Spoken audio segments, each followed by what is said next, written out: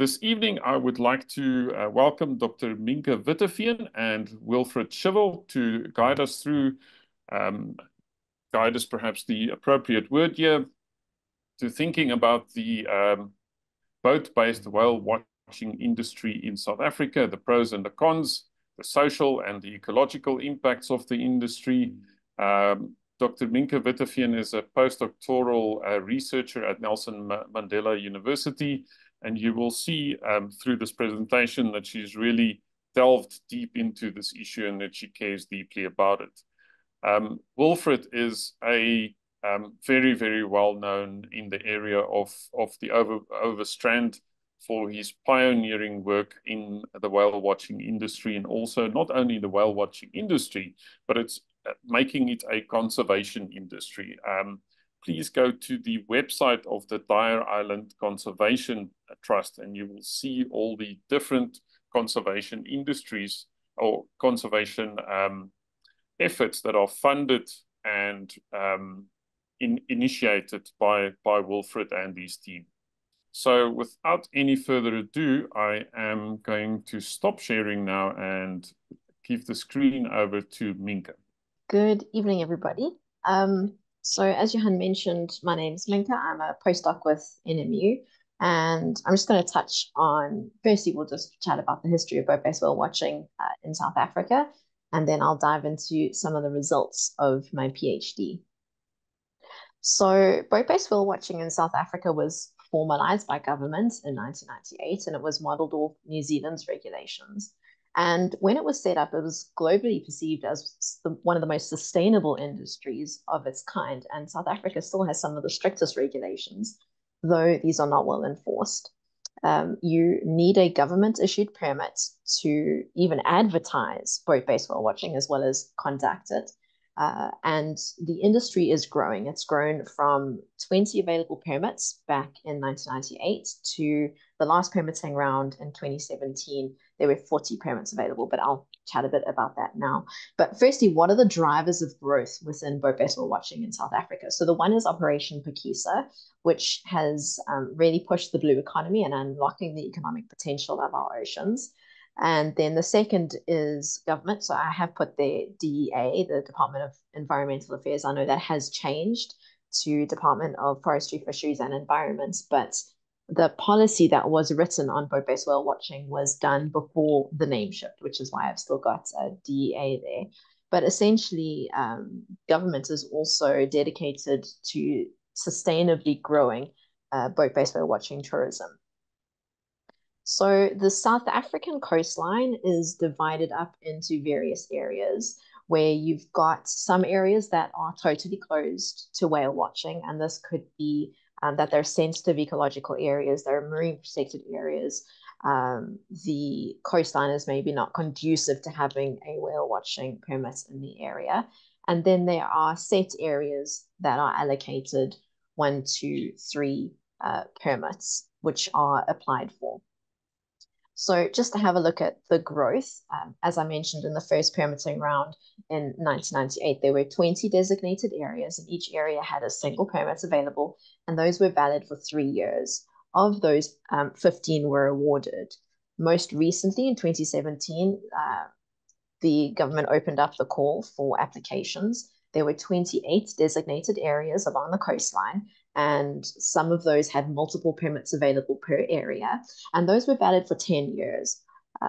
When I last checked, there were 31 of those that were allocated, but more of those may have been allocated over time. So we can definitely see that the industry has been growing, and the question there is it growing sustainably? So the permit that is awarded to an operator covers a lot of different facets. A big one being how to approach and have a close encounter around animals. What are the various regulations that are covered within that, which I'll touch on shortly. It also touches on guide and skipper conduct and the training that they need to undergo, the vessel safety, what to report and how to report. They touch on advertising there, as well as written into the permit, which I think is really fantastic, is a mandate to assist with research. So during my PhD, this is just one of the infographics that I say we very loosely. I am not an artist, but one of the team members developed for us, specifically looking at regulations and covering speed, angle of approach, and distance. So whales and dolphins have different regulations. So dolphins, a close encounter is 25 meters. For whales, a close encounter is 50 meters. If whales have calves, their encounter distance is 300 meters. Similarly, for dolphins, you have to stay further away if they have calves at 50 meters. Humpback dolphins are an endangered species, and so they've been given a bit of extra space, which is great. So the close encounter, the legal close encounter distance there is 50 meters. You need to be conscious about how you approach animals. So you can't approach head on or directly from the tail. You come in at an angle and come parallel to the animal as they're traveling. And you don't want to be speeding up full throttle. You really want to calmly and respectfully come into contact with the animals at a safe and respectful distance. So that's kind of just a bit of a background, very, very brief speed through on some of the aspects of setting up boat-based whale watching in South Africa. And I'll next dive into some of the results from my PhD. So my PhD was done through Nelson Mandela University. It was funded through a grant from WWF Nedbank Green Trust, which was awarded to Nature's Valley Trust, which is an NGO working out of Nature's Valley, which is about 45 minutes out of Plettenberg Bay, which is where I conducted my PhD research. So the PhD research fell under a greater project, which was looking at sustainable marine tourism. Specifically, my PhD focused on tourist and industry perceptions of the industry, compliance, operator compliance with regulations. We looked at regulation testing. So these regulations were set up in 1998 and haven't actually been tested. In fact, there's been no industry research in the years that it's been active and permitted before my PhD came along. And then another aspect was looking at cetacean responses. So how are they responding to encounters by commercial vessels? And there was another student that worked on the economics of the industry. So for tonight, I've just thought to touch on the regulation testing that we did, as well as looking at cetacean responses to encounters. There's so much, and I am very passionate about my research, and I love talking about my research, but we would be here all night because once I get going, it's very hard to pull me down. But I'm very open to chat more if you want to hear more about the varying aspects that I touched on. So I'll dive straight into the regulation testing that we did. So these were experimental encounters. Our vessel there at the bottom, Fluke, was our research vessel, and we looked at a before, during, after structure. We chose, so there are many regulations that the permit covers, but we chose 3 that we felt were most impactful with regards to cetacean responses, specifically being approach speed, approach type, and encounter duration. So the green boxes just show the legal limits. So you have to have a no-wake approach. You approach parallel. So you kind of come in at a C shape or J shape and then move in parallel. And encounter duration, the legal encounter duration in South Africa is 20 minutes. So we varied these 3 regulations. So we did a head-on approach and a from-behind approach. We did a very short encounter and a very long encounter, and then we really revved up with some very fast, hairy encounter speeds.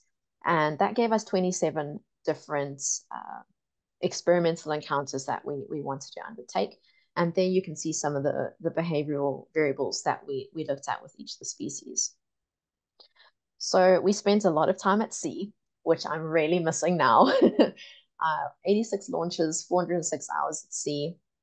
We were able to fully complete all the trials with bottlenose dolphins and humpback dolphins. Humpback whales, we were missing a few encounters, which for the statistical design wasn't great. Southern right whales, we were just running the experimental encounters in just a bad year, so the numbers were really low. And so we were halfway through our kind of season, and we just canned southern whites entirely just because we weren't getting the numbers we needed. So we just, to touch on some of these, what we found was that even a regulation compliance encounter caused short-term behavioral changes. And these responses varied with which species we were encountering, and each species responded differently. So there was very little uniformity amongst the different species. So I'm just going to touch on each of the species and some of the things that we picked up. So for humpback whales, and some of these are very interesting and unexpected, but we found that a 10-minute encounter had the largest change in respiration and orientation. So how regularly they were breathing, as well as whether they were happily kind of parallel to the vessel or whether they moved away or towards the vessel. They had the fastest recovery back to their pre-encounter behaviors after a 10-minute encounter. No wake approach results in the fastest recovery, and a really, really fast approach, 10 to 20 knots. I mean, we really hoyed it, prevented recovery to pre-trial behaviors. So sorry, I should actually have mentioned there the before, during, and after. We did a 15-minute observation of the animals before we started the encounter, and that was back at 300 meters. So if you are not a licensed and permitted operator, all other vessels need to stay 300 meters away from cetaceans. And so that was our pre-trial observation, 15 minutes at 300 meters. And then we approached at the speed we'd chosen to the regulation distance, which is 50 meters for whales, 25 meters for dolphins, and then stayed for the duration of the trial that we were working on. And then again, after the encounter, we moved off back to 300 meters for a post-trial observation of another 15 minutes. Should have explained that a bit better in the front, sorry. So when we look at dolphins, so bottlenose dolphins, they recovered fastest after a 10-minute encounter. A parallel approach, which is the legal approach, caused the smallest change in respiration, and approach from directly behind caused the biggest change in respiration rate. So these are just the results that really stood out with the biggest change that I'm just highlighting here. Humpback dolphins, the largest change in orientation, so whether they were traveling parallel or they started to move away or come towards the vessel, they had the largest change when the approach was head on to the pod.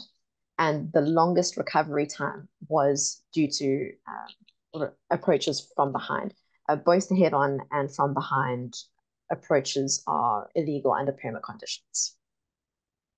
So what does this all mean? Well, we've now seen that even with a regulation compliance encounter, we are seeing short-term responses.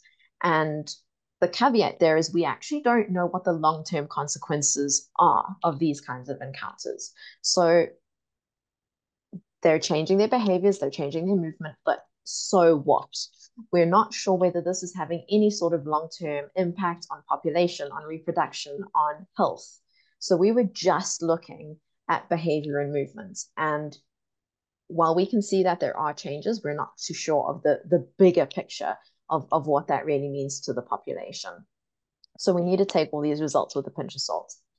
The results that we were picking up are fully in line with existing knowledge and the permit regulations. And ultimately, we want to hold on to the precautionary and preventative adaptive management ideals that are written into permitting.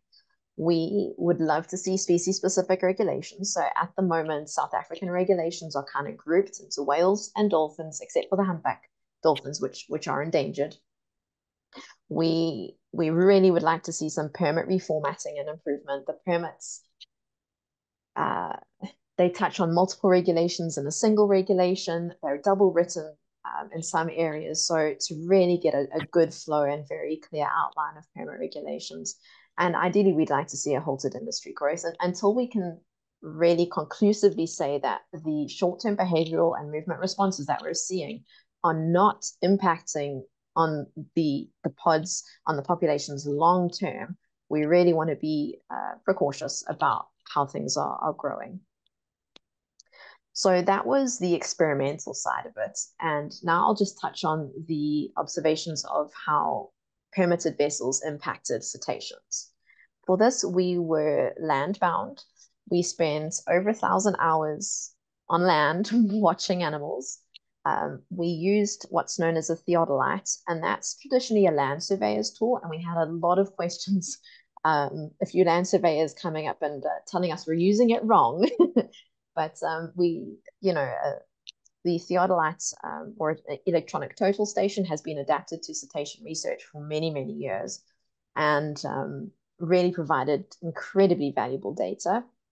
We looked at various movement variables, and just on the right-hand side of the screen, those are just images we took with our cell phones through the theodolite, just so you could kind of see what that looks like.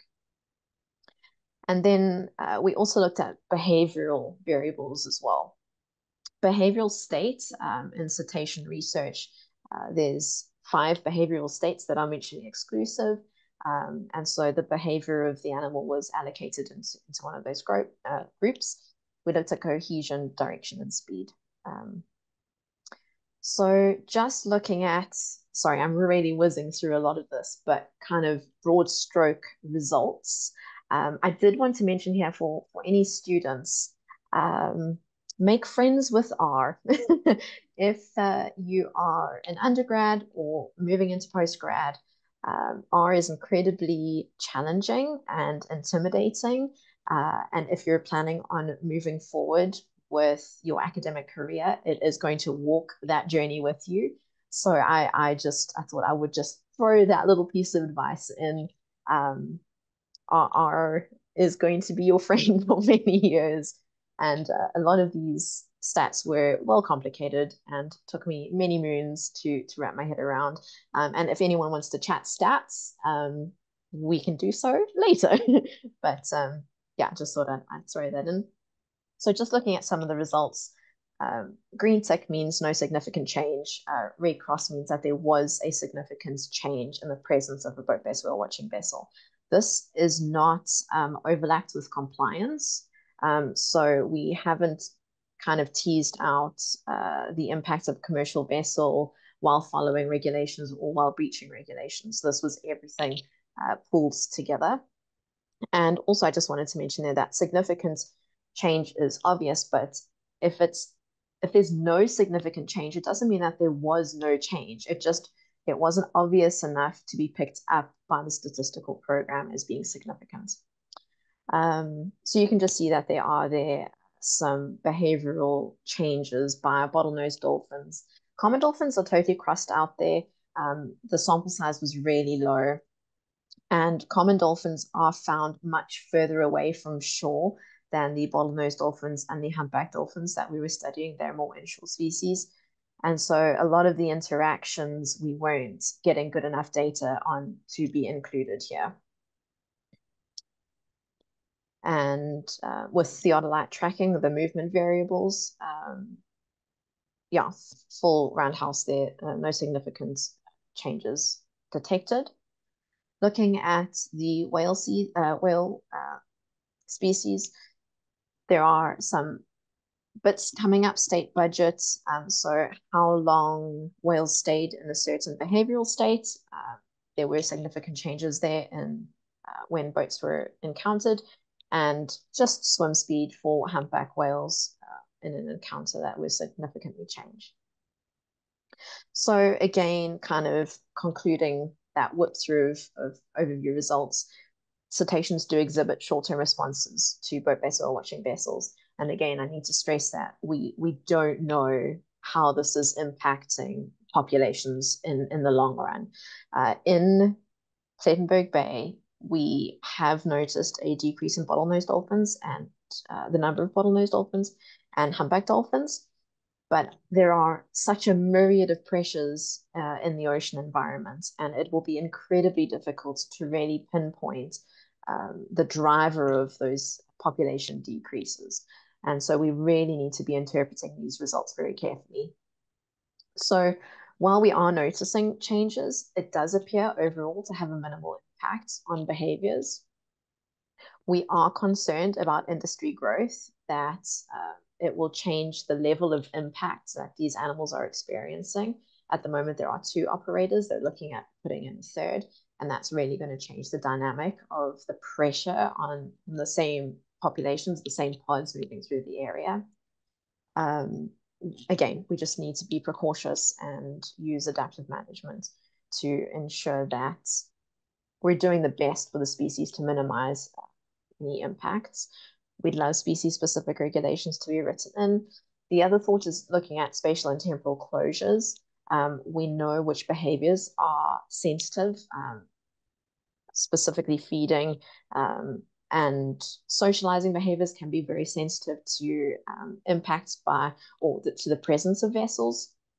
We know where those occur because we've got theodolite tracks of where the animals are, where the boats were going, and kind of the hot spots for feeding behaviors and for mating, and when they occur. So we've got our seasonal visitors, we've got our resident dolphins. So we could potentially look at spatial and temporal closures to ensure that the sensitive species exhibiting sensitive behaviors can be protected for short times within the year. We'd like to see a bit more practical and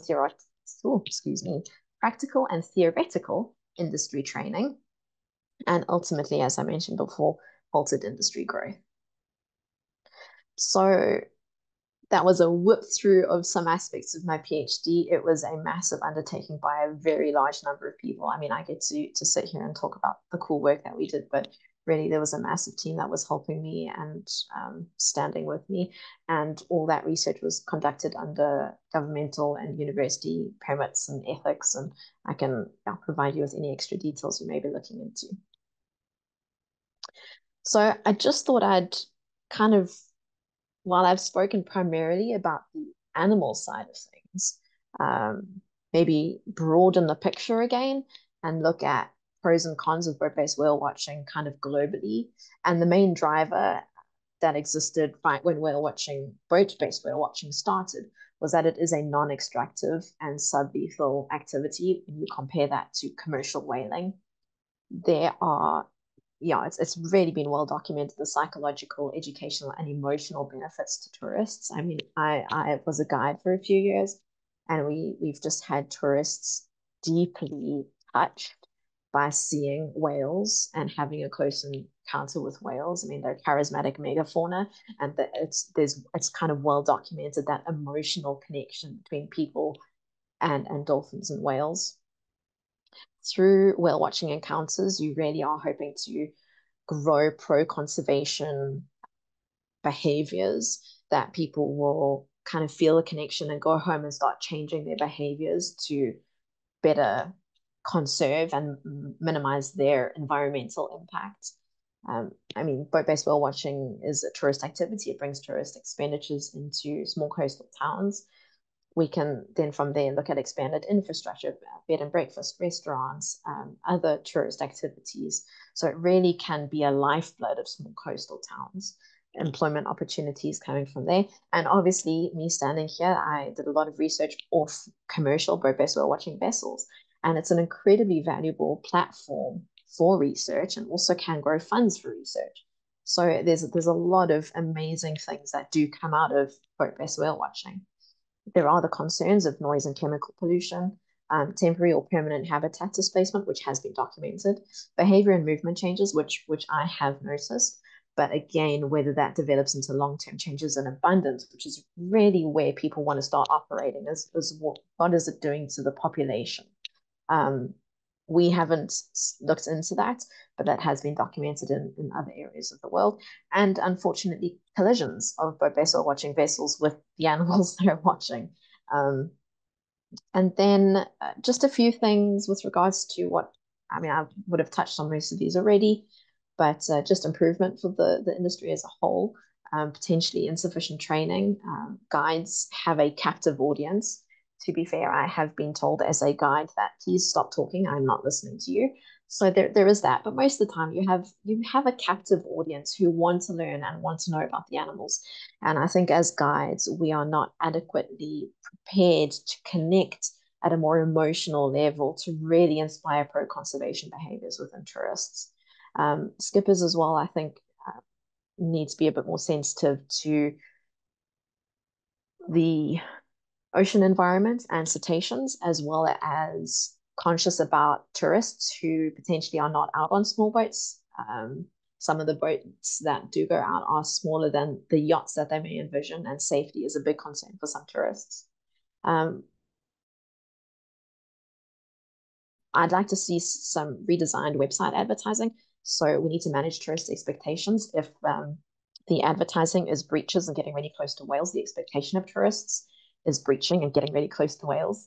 And we want to rather encourage respectful encounters where you're more than likely maybe not to see these extravagant behaviors, these aerial behaviors, which are absolutely incredible to see, but are special to see. And most of the time, you'll just see a whale kind of traveling. And so it's just managing expectations so that there's no pressure on skippers and on guides to really breach regulations to satisfy tourists.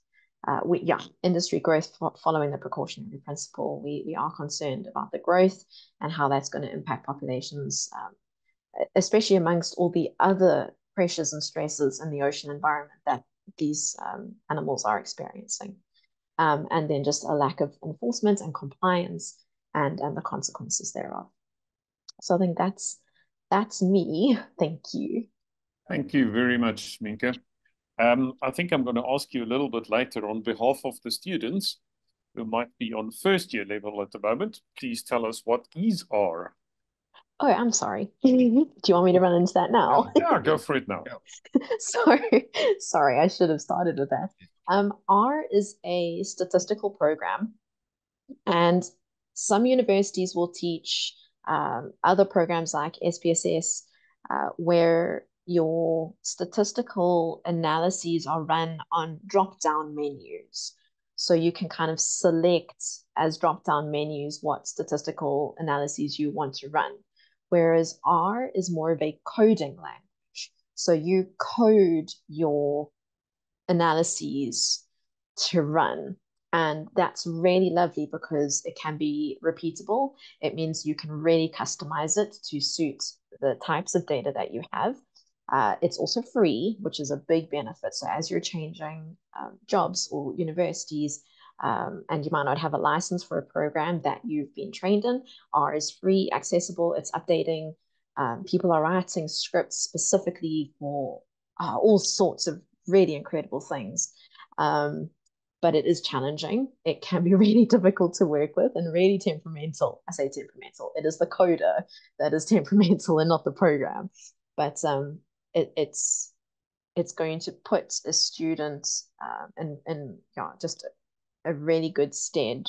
I think most of the ecological analyses that are being run at the moment are in R. And I would just really encourage that. It is intimidating. But if you're looking at staying in academia, you really want to climb into it and hold on to it and ride the waves of errors and get used to problem solving errors. And yeah, I'll stop talking now, but I highly recommend just making friends with R. Thank you, Minke. And that will get you, also make you more in demand as you enter the job market. Absolutely. Definitely. You'll have something to teach your employer. Wilfred, thank you so much for joining us tonight as well. And Wilfred, let's start out. We've got students actually from Rwanda and Kenya, and we've got people from Angola and even beyond Africa. Maybe you can just start by telling us, where are you and why is this area where you are called the Whale Coast, and what is the whale season? Thank you very much for inviting me. I still think you picked the wrong guy, but that's okay. We are very close to the southernmost tip of Africa. If you look on your maps, you'll see Hermanus, you'll see Walker Bay, and then you'll see a little finger sticking out there. In the corner there is Gansbaai. So there's two whale watching operators operating in the Walker Bay area. And then if you go around the corner into the Greater Dye Island area, that is where we operate from. It is called Klein Bay. An amazing area. We have, yeah, if you look at that photo over there, that is Quinn Point, 30 kilometers from this spot where you are now. And then another 30 kilometers from there is the southernmost tip of Africa. So we operate in cold water, 14 degrees right through the year. And depending if the Agulhas current comes closer inland, it's the Benguela cold current. But if the warm Agulhas current come in, we can get temperatures of up to 21 degrees. Atlantic Ocean and the Indian Ocean starts at the Cape Agulhas. That's where we are. Wonderful. I can also say that we Wilfred, have... Yeah. Yep. Go for it. Now, we've got mainly 3 types of whales in the area that we watch. The southern right whale, mainly the southern right whale in high season, which is probably from July to the end of November. It used to be to the middle of December, but the whales has changed since the whale visits has changed since 2016, and then early season from May, June, July, August. Humpback whales, and then later in the season when they come back from their migration up the east coast, then we see humpback whales again, and then right through the year we can see breeders' whales. The breeders' whale is not the most iconic whale or the nicest whale to watch. They give you a little dorsal fin, but out of whale season, it's a fantastic sighting for us. It's actually always a fantastic sighting for us. So there's 3 types of whales, and then we also have right through the year the little humpback dolphins. We have the bottlenose, probably not more than 50 sightings a year, and then common dolphins also not more than 25, 30 sightings a year. Wilfred, so I would also like to ask you, just to return to the topic of the whale season, what is a typical southern right whale season? How many whales do you mentioned that there's been some changes? What does the whale season look like? What does a busy season look like? What does a low season look like? Whale-wise, we start our sightings of southern rights already in June, but a few of them then come July more, and then from August onwards we see a lot of southern right whales here. Until the end of November we see many southern right whales. Up till 2016 it was really an easy season, because we knew that we would get so many whales, we would get massive mating groups, we will get lots of cows and calf pairs, and every 3rd year there was a bumper year where most of the cows would come and calf mainly in the Whoop area, and then 2016 only 25% of the whales arrived, and subsequently the bumper years has changed to 4 years, and last now the previous year to 5 years. So we think it's probably a feeding crisis in the Southern Ocean, and yeah, it is not so easy to predict anymore. Wilfred, if we look at when you started, what did the whale watching industry look then, and what does it look like now? What was the growth? Yeah, I see immediately that there's a in the beginning, I think there were only probably 16 areas whale watching, 12 or 16 boat-based whale watching areas, and they gave out as many permits. And now I see Minke say that it's up to 40 areas.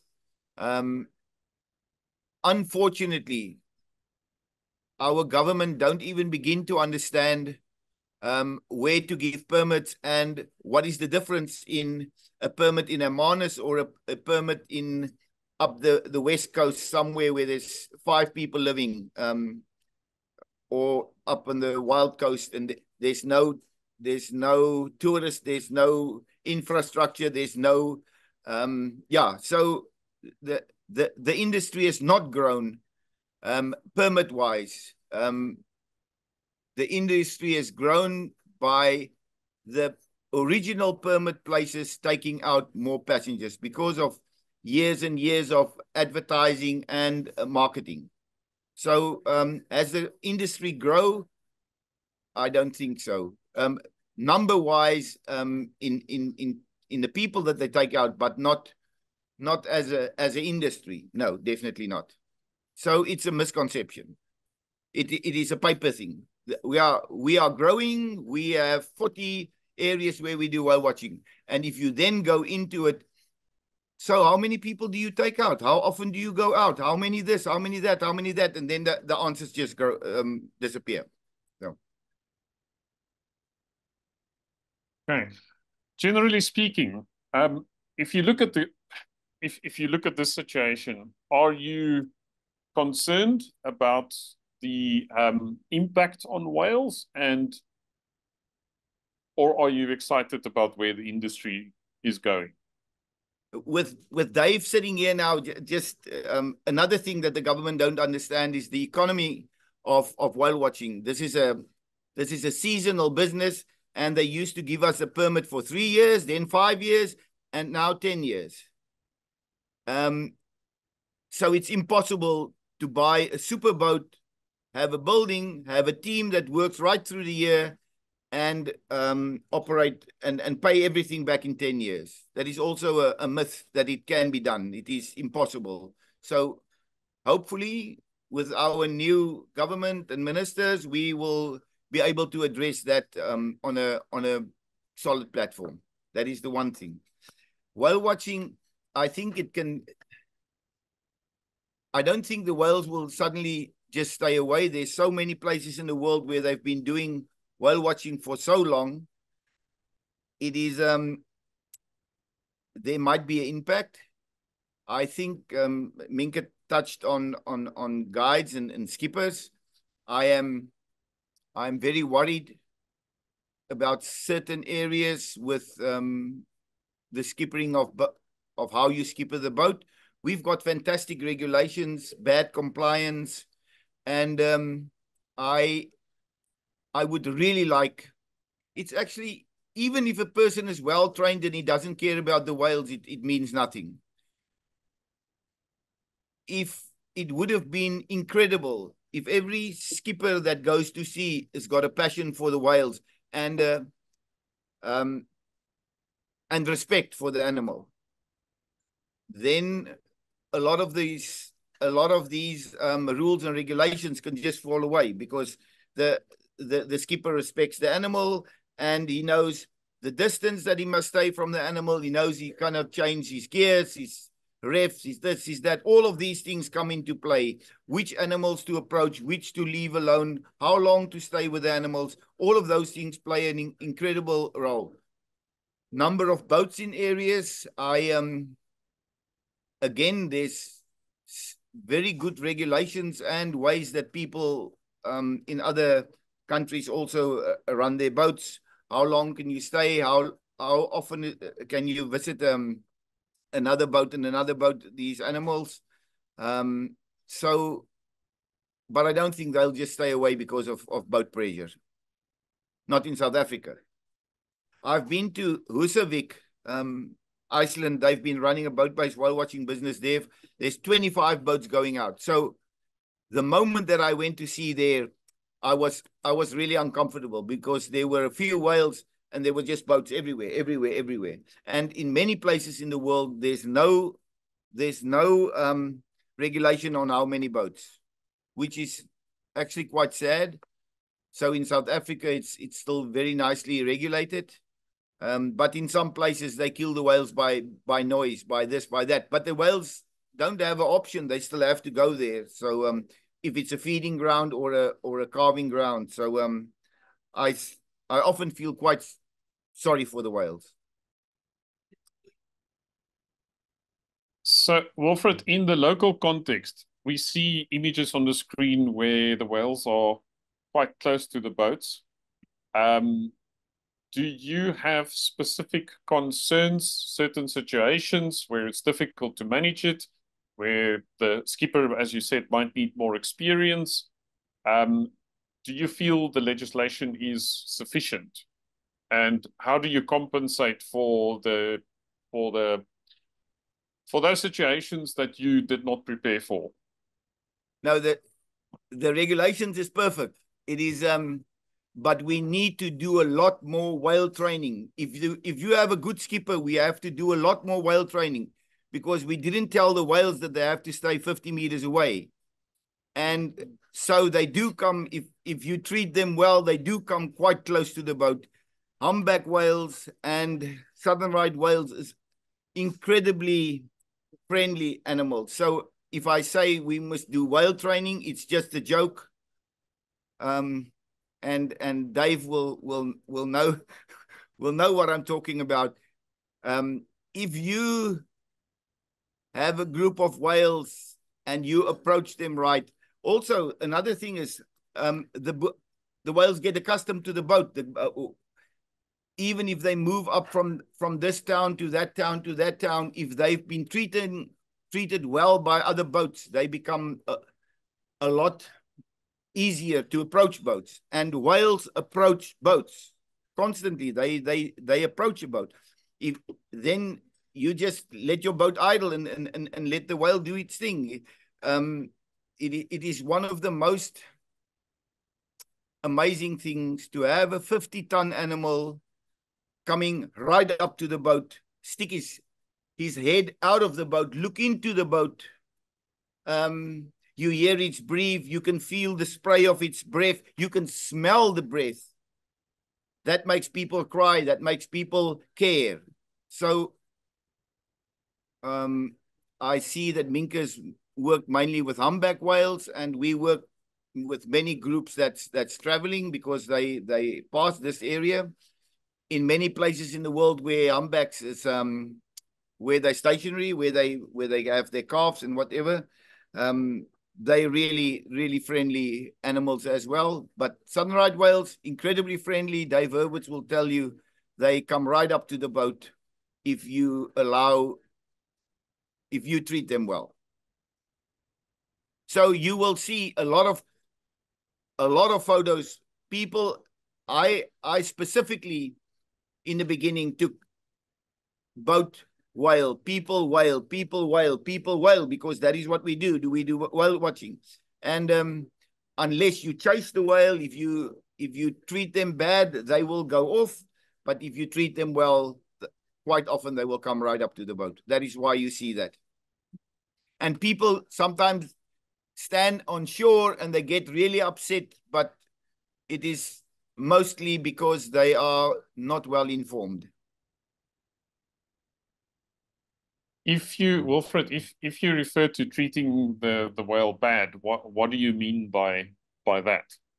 By going to the whale at speed, right from the front or from the back, a scary drive, go too close, rev your engines, put it in reverse, put it forward to the front, do this, do that. You're just a stupid skipper. And quite often, to impress the people, some of the boats really go too close to the whale, and not giving the whale the opportunity to go close to the boat. So that is what I'm referring to. Thanks, Wilfred.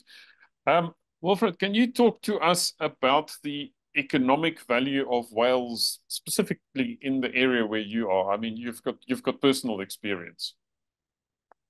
You know, Minke mentioned the word pakisa. I get anxious if I hear the word pakisa, because the way that we implement pakisa can be devastating to the whole coast. And sadly, in some instances in our area, pakisa is really, and along the coast, pakisa is really not well implemented.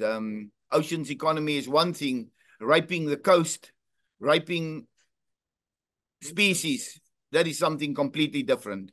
And if you don't have compliance and you put people in an area or make them aware of things that they normally shouldn't be, no, they should be aware of, but it is, yeah, we live in a very, very poor environment, and sometimes it just gets out of hand. So Pakisa, I'm not really a big fan of Pakisa, but I'm definitely a fan of the non-consumptive industries like boat-based whale watching, shark cage diving, and things like that, where you don't take out of the sea, you leave the animals where they are. You see this whale? Can anybody see this whale? Yes. For many, many years, we had many years ago, I worked with National Geographic, and we had a whale, and I called him Fabulous, and this whale could never leave the boat alone. So the cameras that the guy David Jubilee had on the boat, he normally in the morning he would come and have a big lens on the boat, and the moment that this whale saw us, it always came right up to the boat, put his head against the boat, and it was a white-chinned whale like this one, just for interest sake. Pakisa, yeah. So the non-consumptive industry of whale watching has got an incredible value chain. So it's buses, people sleeping over at restaurants, creating jobs, sleeping over at guest houses, hotels, creating jobs, curios, beadwork, clothing. It is, and then direct jobs in a place like Gansbaai and Hermanus, where there's 5 boats for whale watching operating, probably giving jobs to 100 or 200 people. Multiply that by 8 dependents, and it gives you 1,000 or 2,000 people that's being fed just by the boat side. That is got nothing to do with the sleepovers and all the restaurants and stuff. So it's creating an incredible value chain. In 1998, that was just started in 2005, I think. There was a study done, and I think they said that boat-based whale watching in South Africa at that stage brought in 500 million rand. It must now be probably in a billion into the country, into the industry. So it's a huge yes for tourism and ocean economy. Wilfred, how many people do you employ? May I ask? Yeah. We run our operation run from a restaurant, which is called the Great White House. And our main business is right through the year is the shark diving business. And we employ 135 people. So right through the year, even if the whales is not here, we do a Marine Big Five trip. We are incredibly lucky that we have an island here with a lot of seals. We've got incredible sea birds here. We've got our dolphins, our breeders' whales, and the shark boats in the area. So we do a Marine Big Five trip right through the year. So we employ 135 people right through the year. And you can just imagine in a small little town like Gansbaai, the economic impact of a business like this. It is, and then obviously we market internationally, and it's not only Gansbaai that benefits, it's Hermanus, it's the whole South Africa benefits from a company that's doing international 5, 6, 7 international trips a year, marketing the Western Cape as a destination, and everybody benefits. Wilfred, any concerns about impacts on your area, overfishing, that kind of thing? Any external impacts on the area that, that could impact on the whales and the sharks that you're concerned about? Yeah, through Pakisa, they started a few years ago with an obviously crayfish. The crayfish catches in more towards the Cape Town area, getting whales entangled. The octopus fisheries, we had massive, horrible fights with government because they also started to put octopus fisheries out here. It drowned a few whales in the Cape Town area. It killed a few whales in this area. Luckily, that's now gone. And then obviously we have a whale here now that's entangled in tuna, a long lining, and touch wood, we are lucky to have a disentanglement unit for whales now, and many times we can get the entanglements off, but yeah, overfishing is rife. You will see there's a penguin behind me. We've got a penguin rehabilitation center, penguin and seabird rehabilitation center as well that we run. So the little birds and cormorants and so on, they suffer. It is really difficult. Not only overfishing, it's also a lack of where do you fish and where you don't fish. And then obviously shark fishing is in a very, very bad state. Mainly probably because of Pakisa and people getting permits that they shouldn't get. And even though the research tell government you cannot do this and cannot do this, you know that the politicians is a species on their own. So yeah, sadly. Last question before I want to turn to the audience, and I think I'm going to ask some specific people in the audience to comment. So if you are a whale guide or a marine scientist, please prepare. I'm going to ask for your comment. Impact of the orcas on the industry where you are, shark diving industry. It's closely related to the whale watching industry in your case. How are you coping with that? Okay, just all the photos that you've seen now with whales close to the boat, you can always see that it's calm weather. That makes a huge difference. This boat is not moving. There's the whales right up to the boat coming. That whale really literally later pushed the boat. The orcas, the first time that we saw them was in 2016, and I was incredibly happy to see them. We saw them for 2 days in the area, and we were so amazed with this port and starboard guys. We took hundreds of photos and everything. And in 2017, they came back and they started to kill the great whites. The disappearance, they definitely cause a flight response on for the great whites, not on the bronze whaler sharks that we mainly make our business from now. But the government, our government, gave out 4 long-lining permits for shark long-lining, inshore shark long-lining in 2012 already. And they operate from the Port Elizabeth area right into our area. And they probably killed a few hundred great whites. Probably. We cannot prove it because there's not even observers. There's not even a part of observers on the boat. So a real horrible situation where they're killing hundreds, tens of thousands of sharks and catching the great whites along with the others. So the orcas, yes, they cause a flight response and they killed a few great whites, but the main problem is again our bad compliance and running of a fishery and specifically shark fishery. And it will be proved.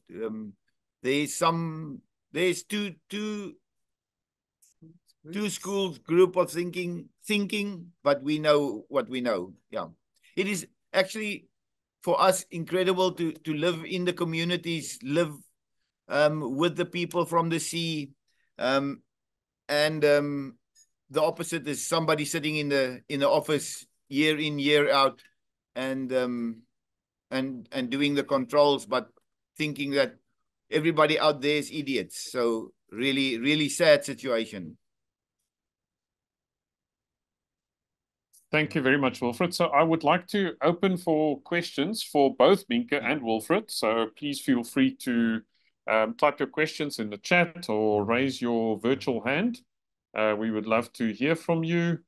I would like to just read here's a comment here from Ian Redmond that commented that as well as the tourism value of whales, the ecosystem services attributed to whales are valued to up to $2 million per whale. That is an incredible valuation. So that's an interesting number there. And if you want to dive deeper into that, he shared the link to the paper that came up with that. So please, yeah, welcome to go into that link. Judy Mann, are you still in, and would you like to comment?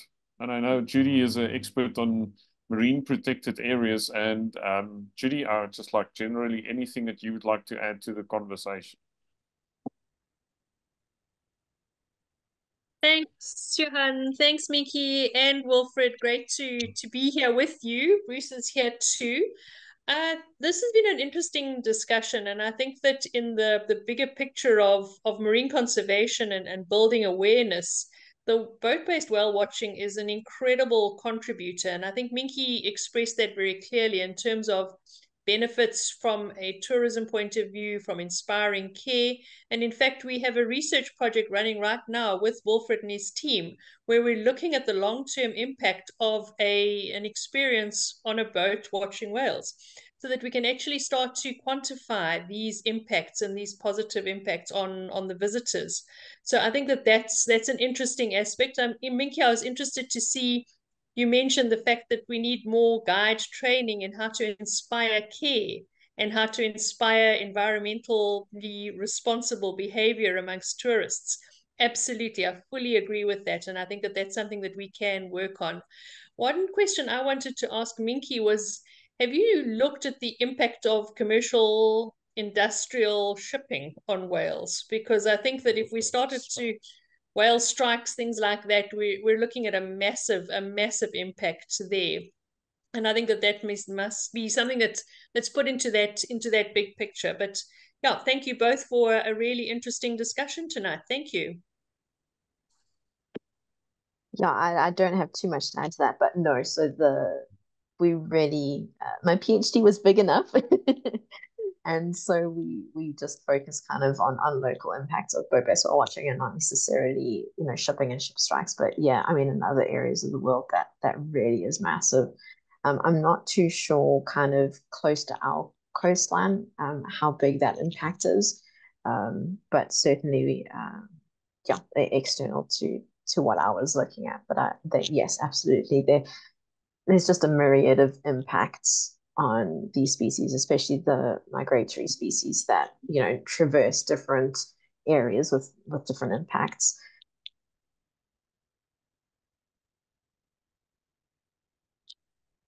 Great, thanks, Judy. I'd also like to turn to Dave de Beer. Dave, any question, any comment? Yeah, Wilfred and Minke. Minke, I've never met you before, but I'm sure we will cross paths sooner than later. Wilfred, yeah, thanks for the talk as well. Yeah, I've known Wilfred for many, many years. I'm on the land-based side. I've also guided on boats for over 1,000 times. So yes, southern right whales, very friendly, always come to the boats. I know Wilfred knocked on with people from land, always phoning in and complaining that we're too close. But people are generally, the skippers that are involved are in the know. And the whale also doesn't read the rule book. They like to come up to the boat because they are so gentle and placid and friendly creatures. Yeah, the impact, the socioeconomic impact is, I would like to quantify that. I reckon it is well into the billions now. I mean, it is just incredible how people are affected by these beautiful creatures. And then I think, Minke, you did mention as well about guides being almost guided. I do believe it really helps to understand the tourists and their expectations, because, you know, it's when you're a guide and you've seen whales for years and years and years. My motto is always, when I go on a tour, I am on my first tour. So you've got to understand that a person has come and spent a lot of money and has never ever seen a whale before, and they have these expectations. So you've got to really just sort of work them and be with them and almost live the experience with them. And yeah, it probably does have to be addressed with guides. Definitely, it's opened my eyes. That question really sort of hit home. Back to Wilfred then. Yeah, Wilfred, you know, you do a fantastic job in the industry. You're a doyen. I didn't realize it. 135 people you employ. You know, it's just incredible. And then the knock-on effect of that. And Gansbaai has probably only got about 150 people in total. So he's basically employing the whole town. Yeah. So yeah, from my side, and Johan and your team, it's just lovely to listen into this. Dave Hurwitz is there as well. I know you do a lot of work. I have to meet you one day, Dave. So I'm sure we'll get around and organize a good meeting. Okay, well, once again, from my side, I don't want to talk too much, but yeah, it was very interesting hearing the impacts and the problems with government. And you know, as Wilfred says, you know, you put all your efforts into a business, and you give a 5-year or a 3-year, and now hopefully a 10-year. But even 10 years, as you say, you can't build a sustainable business on a 10-year window. You know, you just get yourself going, and then the government decides to take it away from you. So yes, government, and hopefully this new government, we can really sit on their case, and hopefully they can come to the party as well and help us. So yeah, I know I'm just scratching on a few things here now. But yeah, Wilfred, thanks you very Dave. much. Minke, nice listening to you. Johan, bye donkey. Dave Hurwitz, any comment or questions from your side? Wilfred, I absolutely loved your talk. I loved the pictures that you showed, and especially that whale, fantastic. We see him in False Bay as well, and it also comes straight up to our boat. We've called him Santa because of the white chin. And Okay, yes, yeah. But same animal, and I instantly recognized him. And it was very, very exciting to see that, as well as your other pictures. I've also got to echo what Dave De Beer said. Wilfred is really the leader of our industry, and I think every boat-based whale watching operator aspires to do what they do in Gansbaai. And you know, one thing I love about the whale watching industry, as opposed to and Wilfred will probably bear me out on this one, or the shark industry, is that all the whale watching operators really get on very well together. And I think that's been achieved. The fact that there aren't 9 or 10 operators in each area competing. We've each got our own area, but we're close enough to, shall I say, not be direct competition, but we work together. And like, for instance, in Cape Town, my closest competitor as such is in Hout Bay. And because they're in Hout Bay, they're affected very much by the northwester winds, and they can't operate. We're affected by the southeaster. So we actually work together. If we can't go out on a day because the weather's bad in False Bay, we'll send our guests across to them, and vice versa. So our industry is wonderful in that regard. Great. That is incredible collaboration. Yes, thank you. Thank you, Dave. Dave, I'm going to get Dave, I'm going to get you together within the next 2-3 months. Please do. You know where I am. Huh? Yeah, yes. Great. Ian Redmond, would you like to ask a question live? You make very interesting comments in the chat.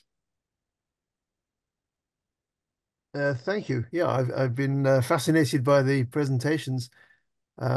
And I guess my question to Minke is, has she considered presenting her results at the Convention on Migratory Species, where the signatory countries, which includes South Africa, not all of Southern African countries are parties to the convention, but it's a convention that tries to get governments to collaborate with species that cross international borders of their own volition, whereas CITES is for trade.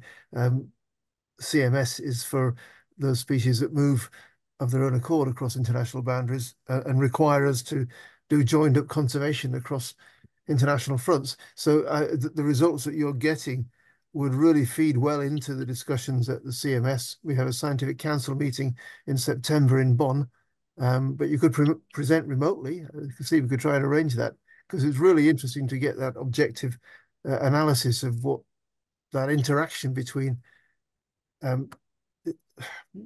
whale watchers on board ships and the whales themselves, and then to see Wilfred's images and be reassured by his explanation that the proximity is at the whale's choice. So if you respect the whales, you might well elicit their curiosity. My work with tourism, wildlife tourism, is mostly gorilla or elephant centered.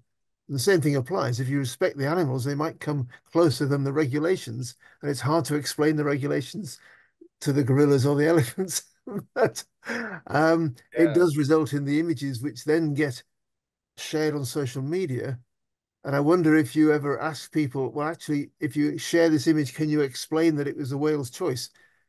Because that tends to drive a demand from clients, go closer. And ethical operators such as yourself wouldn't, but others, thinking about the tip at the end of the day, will do their best to maneuver the ship close to the whales and have exactly the wrong effect. So sort of questions wrapped up in that. But thank you for the opportunity. I've got to go. It's dinner time here now, so I'm about to leave. But I'm glad for the opportunity to say hello to everyone and thank the presenters and the organisers for such an interesting evening. Thanks, Ian.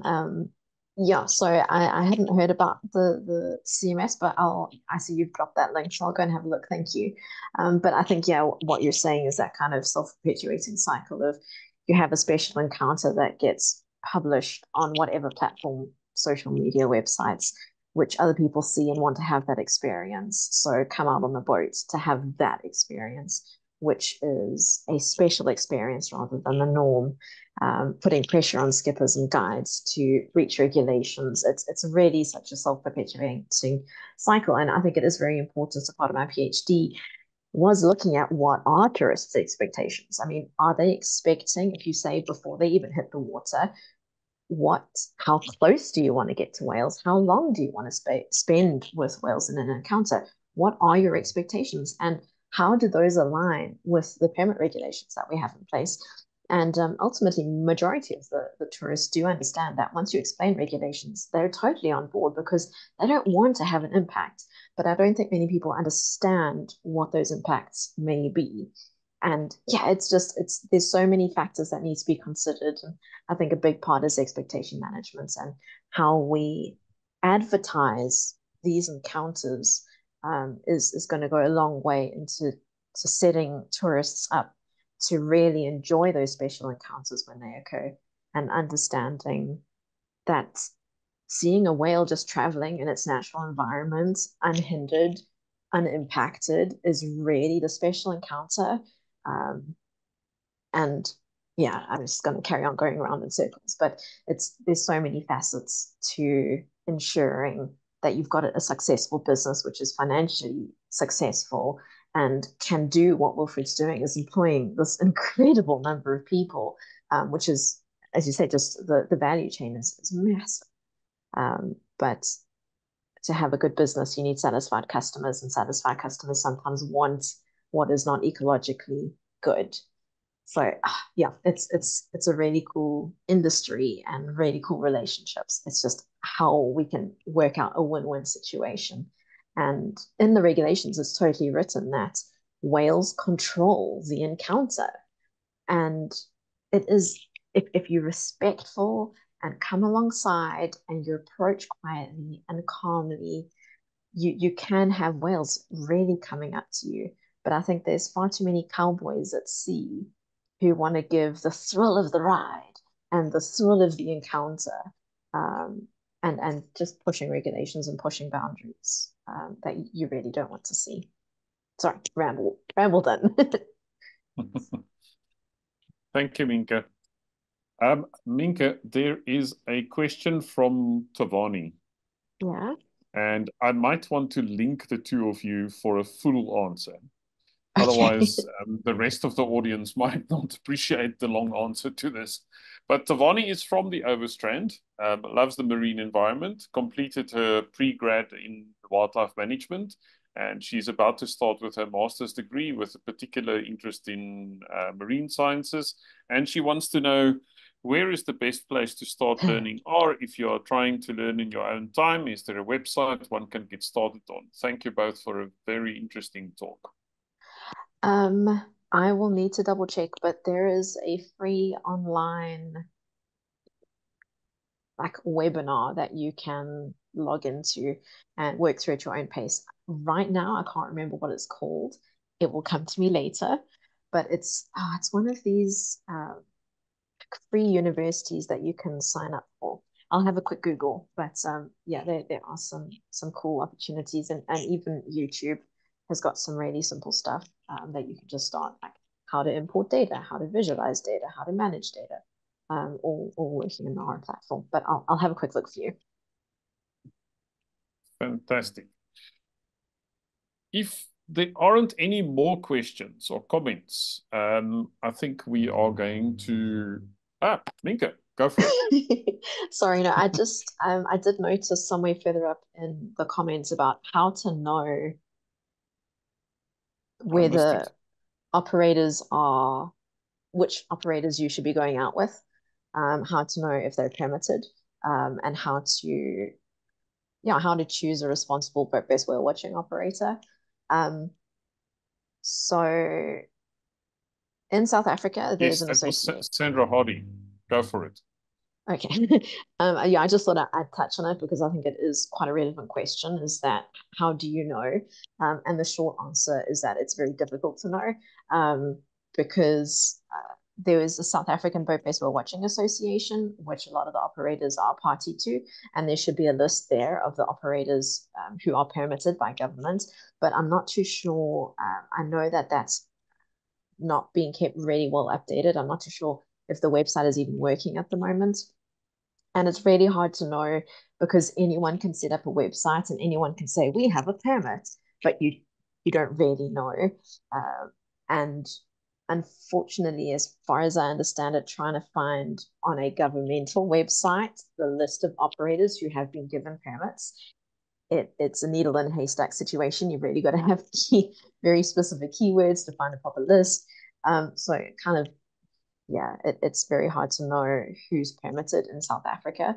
But I mean, I think maybe the operators might be able to speak more to this. But I don't think there are many illegal boat-based whale watching operators. I think if people are advertising boat-based whale watching, they're mostly, if not all, legally permitted. I don't think, again, I stand under correction. I think Wilfred, Dave, you guys might be able to speak more into that, but I'm not too sure that there is a large number of illegal boat-based whale watching operators in South Africa. Yeah. I would like to ask Wilfred, I know, Wilfred, you have at least 2 accreditations that I am aware of that I could see on your website. And some of the other operators in Gansbaai also have the Fair Trade Tourism. At least if you see that logo, you're pretty safe. Yeah. If I go whale watching and I know where I want to go, then Google is our friend, and it's no use. I don't only look at if the guy is legal. I want to know if he's ethical, if he's got a good boat, if he's got a a good reputation for caring. Judy, she said that the word caring is a word that she used, and I use it a lot now. If the operator don't care, you will quickly see it on his website. Go into the website, do your homework, Google, phone, do this, do that, because your choice makes a difference. You can sit in Berlin in a small little flat and you plan to go somewhere. You need to make your going count. You need to visit companies that care. If you go and sleep in a place, do they do this? Do they care for their community? Do they care for animals? If you go to an animal place, what is it that they do with the animals? Do they misuse them? Do they do this? Do they do that? And our communications nowadays is amazing. So, and you can look, do they have are they fair trade accredited? It is a difficult thing to get for companies. And although it doesn't make you king, it does show you that they at least doing certain things. Is the boat blue flag in South Africa now? Does it have a blue flag regulation? Then you know they've done a lot of those little ticks, and it's audited things. So do your homework. But whoever's listening tonight, wherever you go animal-wise, you must make your visit count, because your choice does make a difference. If we can employ people, if we can do this, if we can do that, then your visit meant something, and it must mean something to the right companies. Yeah, absolutely. Vote with your money. There's a very applicable comment in the chat from Sam from Germany. Welcome, Sam. It's great to see you. And she says that she's a conservationist, but also wants to be a tourist. And it looks like she might be heading our way. So we look forward to meeting you when you're visiting. Johan? Sam, if you have a specific question, you're welcome to, we can unmute you and you can ask as well. Johan, if I can just jump in quickly. Yep, go for it. I just see Mark Addison's commented about the sardine run. And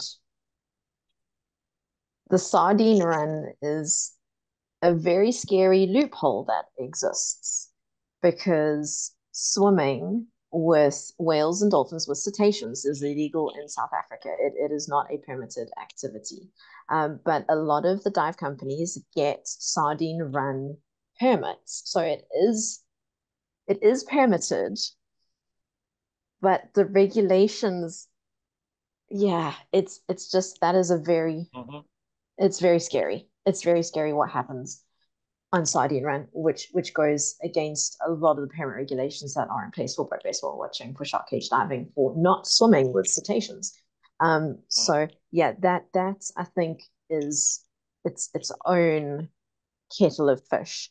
It's also a very short-term environment, or a short-term activity that does happen. Whereas boat-based whale watching can be year-round. Obviously, you have your migrant whales that come to the coastline. Plettenberg Bay and other areas will have the Bruder's whale, which is present all year. Dolphins present all year. So that's kind of, if you're coming out of whale season and would just like to go out on a boat to watch whales and dolphins, whether that's your resident Brooders, how do you know that your operator is legal? So I think, thinking in terms of that, I think most advertised areas are legal. But yeah, I stand on correction. But yeah, sardine run is terrifying, and yeah, big loopholes. That is truly concerning. Yeah. Let's quickly turn to Sam. Sorry, Sam. No worries. Hi, everyone. It's no question, but I just wanted to explain my comment a bit more, because I mean, I've been to South Africa, like I would say 8 or 10 times, but I always had like a purpose. So I've only been a tourist, a real tourist once. So, and next year I want to be a tourist again. But I mean, I talk about South Africa so many times to all my friends, so that they decided, okay, we want to join you. And I said, okay, if you're going to join me, then we do something that I have never done before. Because I mean, you can see from my background, I've been on a couple of safaris, but I've never seen a whale. So I thought of, you know, let's go and do whale watching. And that's the reason why I said I want to be a tourist again. I mean, I learned my hard lessons before with doing stuff in, not only in South Africa, that's not ethical, because I didn't know better. But now that I spent some time in joining these discussions and reading a lot of books and listen to people who come from the industry and everything. So that's the main purpose why I also joined today, not only because I know these discussions are great, but also because I want to have answers to like my own questions, because I don't want to bring my friends to South Africa and do something that's not, where I would find out later it's not ethical. So I want to spend some time and do my research, and yeah, that, and I just want to thank you, because it helped me a lot now and made my, you know, my ideas a bit clearer. So yeah, thank you. Thank you. I will ask Maret to put you in touch via email with Wilfred and the two Daves. And I can assure you, if you would encounter any one of them, or go on an encounter with each one of them, you will have a different experience with each one of them. So we'll put you in touch. There's a question from Andre de Georges, and it's a real good question. And I'm gonna, maybe Minke and Wilfred, you can both comment on this. Why not create a whale watching guides association with guidelines that must be followed, and if violated, the guide or boat would lose its license to take tourists out? What's the current situation? So current situation is that there is the South African Boat-Based Whale Watching Association. I do stand under correction, Wilfred, Dave. I believe you as an operator pay to be part of the association. We have paid in the past. The association, unfortunately, has been moribund for a couple of years. We really do need to get it going again. You know, all the questions that have come up tonight, like how do I choose an ethical operator, a licensed operator? How do we deal with illegal operators? This current question about having a guides association. You know, the SABWA, or the Boat-Based Whale Watching Association, would be the ideal vehicle for this. We just need somebody like Wilfred to take over the chair, and I'm quite sure that the association will really get going. I'll be secretary with the greatest of pleasure. Thank you, Dave. Yeah, I do think it specifies that all boats needs to have a registered or a well-trained marine guide. They don't have to be biologists. We do employ biologists, but you know, like I said with the skippers, Andre, you get guides and guides. Some is very passionate, some is not passionate, and passion carries through. So we are really, it depends on your business. But the guides is all trained guides. On the boats, they supposed to be trained guides on the boats, and you employ them, and yeah,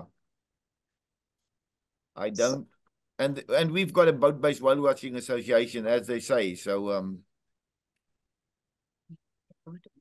yeah, and our coast is quite a stretch. So the guys won't get together.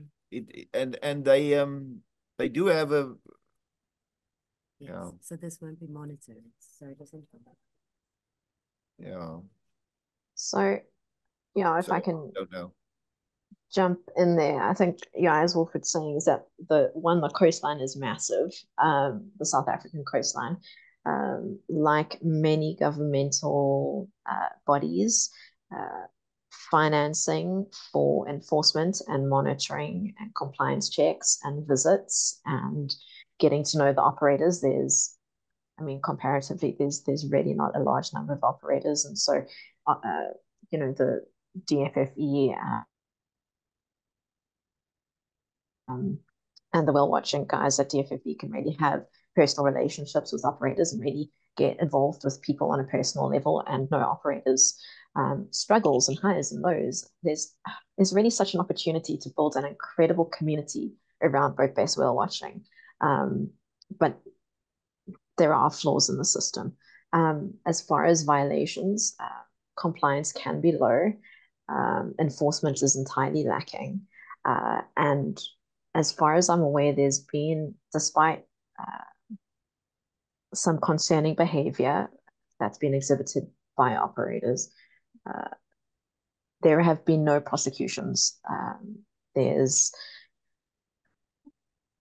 definitely a lack there. I think also Wilfred touched on it, that sometimes you get people on land watching whale watching vessels who aren't necessarily aware of what the regulations are and how boats should be interacting with whales, and that whales can approach vessels. So I think any reports can be taken with a pinch of salt, and that maybe government doesn't take those as strongly as it could. But there's very little consequence for transgression of regulations.